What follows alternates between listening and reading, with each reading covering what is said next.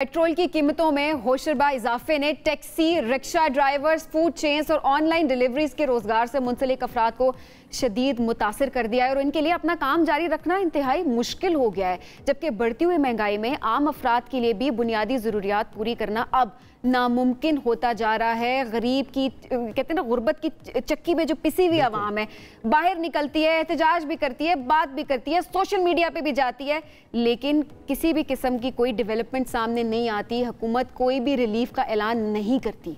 इसी पर बात कर लेते हैं। समाजी कारकुन जफर अब्बास ने हमें ज्वाइन किया। जफर भाई, बहुत शुक्रिया आपने ज्वाइन किया।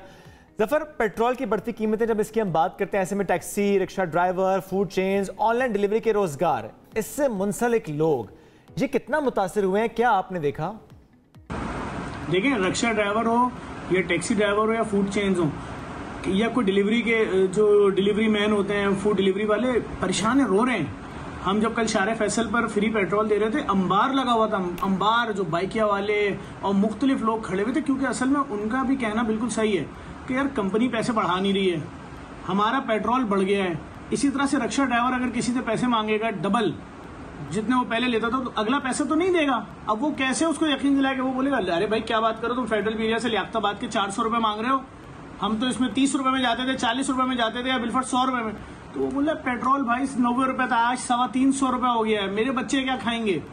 बात यह कि परेशानी बढ़ती जा रही है, मुसीबत बढ़ती जा रही है। समझाना मुश्किल इसलिए है कि हमारे जो हुक्मरान होते हैं वो मिडिल क्लास फैमिली से होते ही नहीं। अगर मिडिल क्लास फैमिली से हो, उनको ये सारे दर्द बताऊं, तो ये बात फिर उनकी समझ में। अच्छा जफर, आपके पास क्योंकि ज़ाहिर लोग आते भी रहते हैं, इससे पहले भी हम सफ़ेद पोश लोगों की अगर बात करें तो वो आपके पास आते हैं, मदद के लिए अपील भी कर रहे होते हैं। अब जब से पेट्रोल की कीमतों में इजाफा हुआ है, तब से आपके पास आने वाले लोगों में कितना इजाफा हुआ है? कितने लोग ऐसे हैं जो कि अब ज़्यादा हो गए हैं कि मदद के तलबगार हैं?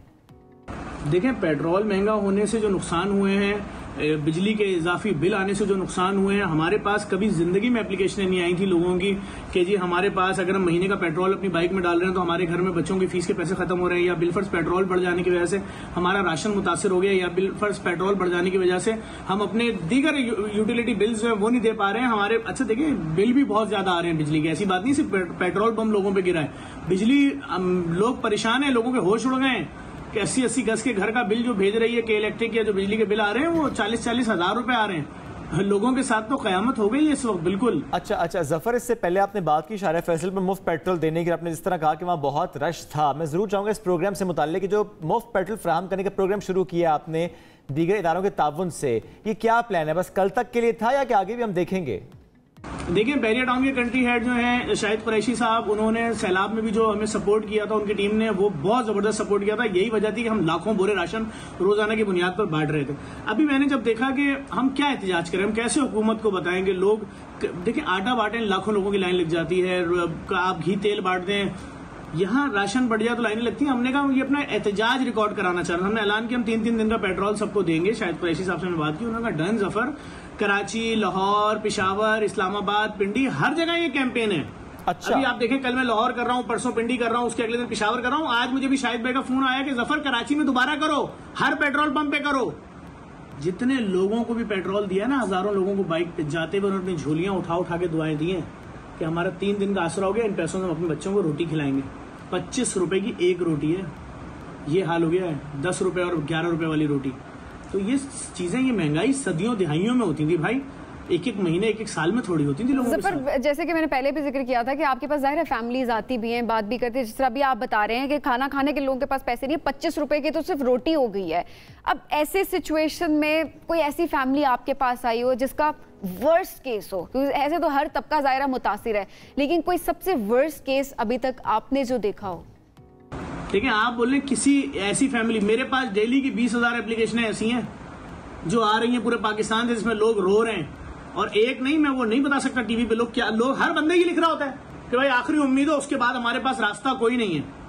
क्या कर सकते हैं, अफसोस है। मैं तो अगर कोई बेचारा खुदकुशी कर लेता है, गलत काम है, हराम काम है, मैं तो उसके घर जाता हूँ, वहां से भी स्टोरी दिखाता हूँ। हुकूमत के लोग देखें, आंखें खुले, लोग किस डिप्रेशन में, रास्ता तो बताया जाए कि जी अगर किसी के बच्चे 3 दिन से भूखे, क्या रास्ता है उसके पास, किस दफ्तर में जाए, किस इदारे में जाए, किससे जाके बोले कि लाओ मुझे महीने के 27 दिन रह गए, मुझे राशन दे दो, मेरी जो तनख्वाह थी वो पूरी बिजली के बिल में और किराए में चली गई, खत्म, और मेरे बच्चों के पास कुछ नहीं है खाने को। उम्मीद कैसे देते हैं इन मुश्किल हालात में, जब अवाम आपसे इस तरह बात करते हैं, आपको एप्लीकेशंस लिखते हैं, कहते क्या हैं आप उनको?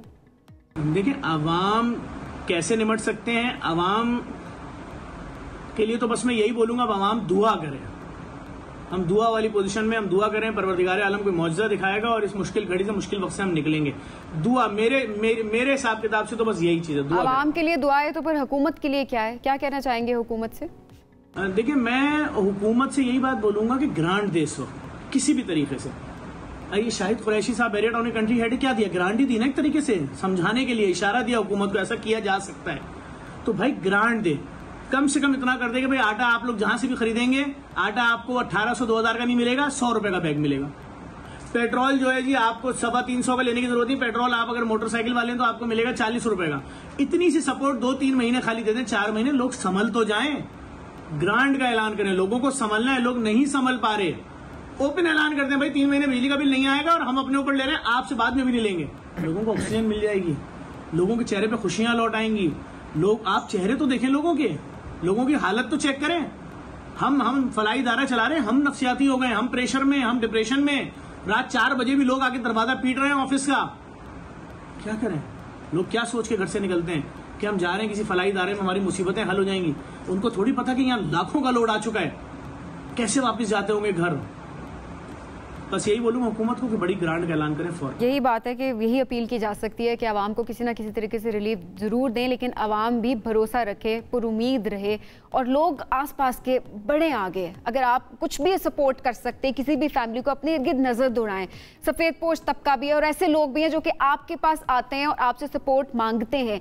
तो अगर आपका हाथ देने वाला हाथ है तो बहुत बेहतर हाथ है, उसको ज़रूर लोगों को ज़रूर दें। बहुत शुक्रिया, ज़फ़र साहब हमारे साथ मौजूद थे।